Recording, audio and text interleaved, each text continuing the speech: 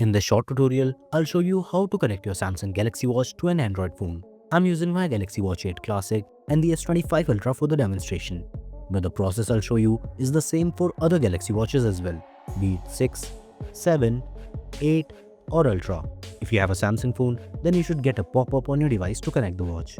However, if you're not getting a pop-up, then there's no need to worry. It's really simple. Just open the Bluetooth settings, and if your Galaxy Watch is in pairing mode, it should show up in the available devices section. Alternatively, you can also head over to the Galaxy Wearable app and tap on Start. It will automatically detect the watch and start the pairing process. Just tap on Confirm and follow the on-screen prompts to successfully connect your Galaxy Watch to your phone. You can follow the same process to pair your Galaxy Watch with other Android phones as well, like this Google Pixel 9a.